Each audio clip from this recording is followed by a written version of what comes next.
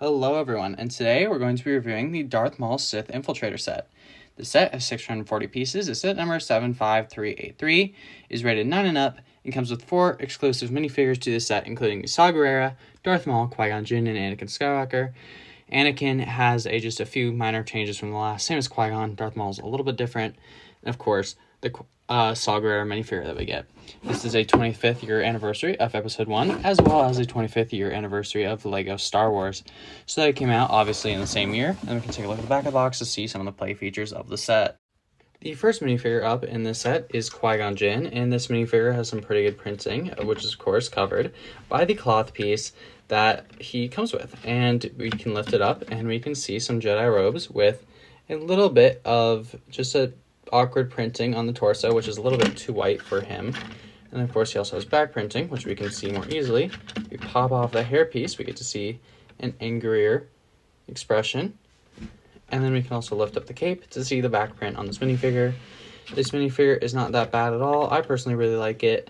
I just wish they could have done dual milled legs, because they keep doing the same faded print with the Jedi minifigures, and it's really frustrating. Next up, we have Anakin Skywalker, and this minifigure is very good. It has the normal printing that the young Anakin does normally have. Then we can lift up for a more shocked or surprised expression, which could be when he has to fall down when Darth Maul attacks him. And speaking of Darth Maul, and next up, we have the Darth Maul minifigure, and this one is very good. It has no pupils, but is still a very good minifigure in my opinion. It has some decent printing all around. It's kind of hard to get a good shot of darker minifigures, but still, there's some good printing on this guy. And last up, we have the Saw Gerrera minifigure. And this minifigure is a stupidly good minifigure. There is really good printing all around him. It comes with the Wrecker body piece, with some even back printing on him. He also comes with a secondary face.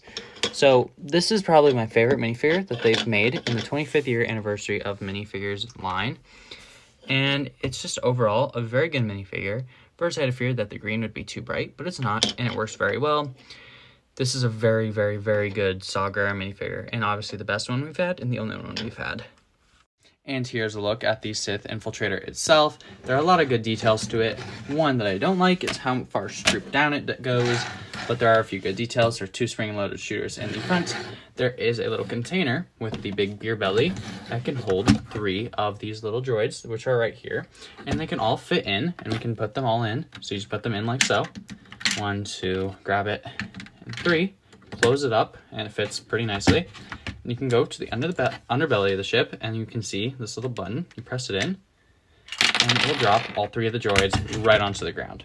On the set, the landing gear is a little bit skewed, so you can definitely see that it just sticks up slightly at the end. And to fix this, literally just push the landing gear up as high as they can go and have it sit on the tippy toes, and it will be even, or as even as you can possibly get it. It definitely looks awkward, but it definitely looks good. But then the best part about that is all you do is push them away, and you can be in flight mode, almost.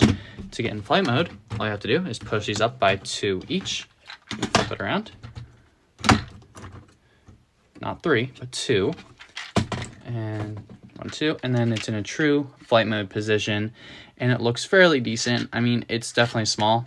This could have been a lot bigger, but it's definitely nice to have a Sith Infiltrator back on shelves since 2017, which was the last time we had one. And there's a few decent details in here. It's nothing crazy. I would definitely recommend modding this set and get rid of this play feature. Not this one, but this one, where you can hold the droids and move it back a bunch, because it will definitely look better. There's already tutorials on YouTube for that. But now we can take a look at easily the best part of the set, the back of it.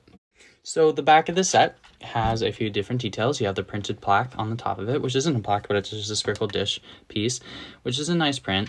There's no really other printing details on here, but all you do is lift it up, pull this down, and push these 2 out, and you have a full access to the interior, which comes with a little speeder bike, which we'll take a look at in a second, and a few good other details that you can see in there. I mean, there's a few of them. They have 2 clips and a control panel and a spot for the speeder. You can take your Darth Maul minifigure, get rid of one of these, and you can put one on either side of them. So I'll just put the red clip in first, just like so. And those pieces like to fall off because they're only connected by 2 studs, which is, again, another really frustrating part about the set. You can push it in, and push it down slightly, and then the lightsabers are in, and then I can just put this right back on. Hopefully it's in the same spot. It is, lucky me. And then we can take a look at the little speeder, which the little speeder is a very simple build. It's more simple than they've made in previous years. It's not nearly as accurate as it should be, but it's still a decent speeder and a decent look, which you can actually fit Darth Maul on. And move his hands in like so, and both have in the in position, and then you can place him right on the handlebars like so, and then you just have to put him in a seated position, bring his arms down, and there you go. You have Darth Maul in the speeder. Then you can drive the speeder up into the ship in a nice little way, plop it right down in there, close the sides up. It'll fit nice and snug in, and you can see his head poking right here. Try to get more light at the back of it. You can close it right up and fit the entirety of Darth Maul in his speeder in the ship, which should be a no-brainer. But in LEGO sets these days, you never know. There's a few different small details back of the ship, and we can just look at some of the details. There's nothing too crazy about the set. And yeah, we can just go to my final thoughts about it. For $70, what you're getting here is not really a lot. There's a lot to be wanted in this set. Wish there could have been just a small other build, maybe a few other minifigures, including Padme Amidala, Obi-Wan Kenobi, maybe Watto, which would have been nice because we haven't gotten him since I believe 2011. And honestly, a bigger ship would have been nice, like the 2017 one. Maybe just a little bit smaller, but not this small and not this worse of detailing. But when you actually go look at the 2017 one, there are a few improvements on the set, which I hate to say, but there are a few improvements.